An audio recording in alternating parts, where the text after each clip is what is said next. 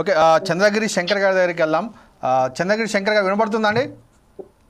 వినపడుతుంది sir. Okay. ఏదైతే ఇప్పుడు రియాజ్ అహ్మద్ గారు కానివ్వండి, అదేవిధంగా రాజ్ కుమార్ గారు కానివ్వండి చెప్పారు, ఏదైతే కార్మిక సంఘాలు అన్నీ కూడా ఐక్యంగా ఉండి ఏదైతే మారుపేర్ల సమస్య పైన ఐక్య ఉద్యమం చేద్దామని చెప్పేసి వారు పిలుపునిచ్చారు. దీన్ని మీరు ఏ విధంగా స్వీకరిస్తారండి?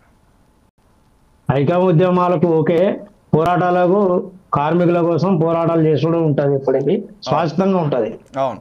కాబట్టి దీనికి ఏమైతుందంటే అంతర్గత విషయాలు ఏంటంటే అప్పుడు జీపీ రావు సార్ ఉన్నప్పుడు ఆ చదువుకున్న అందరినీ లైన్లో పెట్టి తీసుకోవడం వలన ఒకరు సాకలి ఒకరు మంగలి అనే పేర్లతోటి అన్ని కులాలను కాకుండా కొంత పేర్లు ఎప్పుడుతోటి సుధా కాకుండా నీది ఏం కులం రామంటే ఆ కులం పేరు రాయకుండా కులం పేరు రాసే వరకు చాలా ఇబ్బంది గురైనది. కాబట్టి దీంట్లో ట్రేడ్ యూనియన్ ప్రకారంగా చూస్తే లాండ్ ఆర్డర్ విషయం ఉంటే ట్రేడ్ యూనియన్ యాక్ట్ ప్రకారంగా చూస్తే ఆయన సీఎంపీఎఫ్ కానీ పదవుల్లో కానీ ఆయన హాస్పిటల్కు ట్రీట్మెంట్ కానీ పని చేసినప్పుడే పోతాడు. కాబట్టి ఆయనకు హక్కుదారి అనేది అప్పుడే పుట్టింది. కాబట్టి ఆ రోజు చదువుకోలేదు కాబట్టి ఈరోజు చదువుకున్న వాళ్ళు వచ్చారు. కాబట్టి ఇప్పటికైనా ప్రధానంగా 10 సంవత్సరాల నుంచి వెళ్ళి తెలంగాణ వచ్చి సాధించింది ఏమీ లేదు. ఆ కేసీఆర్ వచ్చి 10 సంవత్సరాల నుంచి వెళ్ళి ఒక డైరెక్టర్ కానీ ఒక సిఎండి పెట్టుకొని ఇంతవరకు రిటైర్మెంట్ అయిన నరసింహారావుని పెట్టుకొని ఇంతవరకు ఏ హక్కులు సాధించలేకపోయిండు. టీబీ కేసు ప్రధానంగా ఇప్పుడు ప్రాతినిధ్య సంఘం ఏఐటీసీ ఐఎన్టీసీ 2 సంఘాలు కాబట్టి ఇప్పటి సుద్ధా నిరుద్యోగ సమస్య ఎక్కువైనది.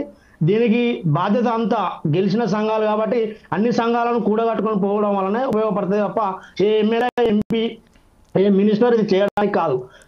ఏ యూనియన్ సాధించిందో అక్కడ సాధించాలని చెప్పాలి. కానీ ఆ సాధించినప్పుడు బాధ్యతను ముఖ్యమంత్రి చేస్తాడా, ఎమ్మెల్యే చేస్తాడా, దాని మీద డిపెండ్ అనే కార్మిక శాఖ మంత్రి చేస్తాడు అనేది అపోలో తప్ప ఇక్కడ చేసింది ఏంది డైరెక్టర్ రాయాలి. ఇప్పటివరకు సిస్టర్ కమిటీ లేదు, ఓ కమిటీ లేవు. భూపాలపల్లి డివిజన్ కమిటీలలో ఏపీలో గెలిచిన కాంచెలి గెలిచి ఇప్పటికీ 22 నెలలు అయింది.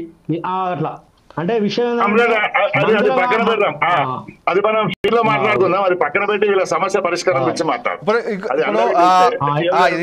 చెప్పినట్టు ఏదైతే ఇప్పుడు సమస్య ఉందో మారుపేర్ల బాధితుల సమస్య పైన ఇప్పుడు ఏ విధంగా ముందుకు పోదాం అనేది చర్చ.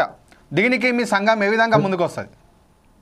మా అందరం కలిసి కట్టుబాటుగా అయితే మొన్న చేసినా సమ్మె ఎట్లా చేసినో ఇసుతో అట్లా చేస్తే మా విజయవంతం అవుతుంది అనేది. ఓకే. ఇప్పుడు సమ్మె నోటీస్ కూడా ఇద్దామని చెప్పి అంటా ఉన్నారు రియాజ్ అహ్మద్ గారు. అయితే మారుపేర్ల బాధిత సమస్య పరిష్కారానికి సమ్మె నోటీస్ ఇద్దామంటారు. దీనికి